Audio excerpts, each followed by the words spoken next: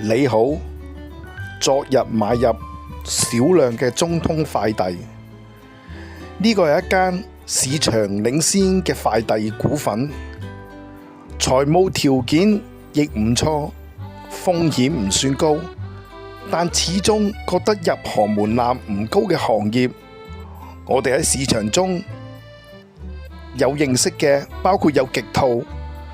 同時呢兩間公司能夠入選恒指成分股，可以見到呢個產業都有一定嘅經濟價值、經濟比重。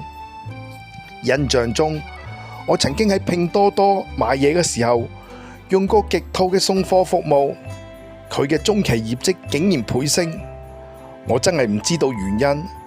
照計網購已經發展咗10年，全中國都用過啦。點解增長仲會咁高？情況好似外賣嘅平台一樣，呢啲公司只係成為科網龍頭嘅配送合作夥伴，理應唔會有太大嘅議價能力。因此，市佔相對於重要，要有足夠嘅量去攤銷研發成本。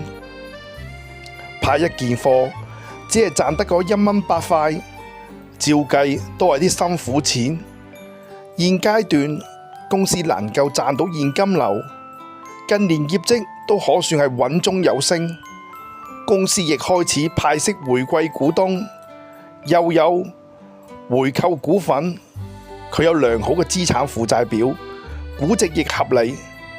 另外，行業將會面對新嘅資本投入，就係包括咗機械人嘅分貨同埋派貨，究竟要投入幾多？成效有幾多？機械人究竟能夠發展到有幾遠？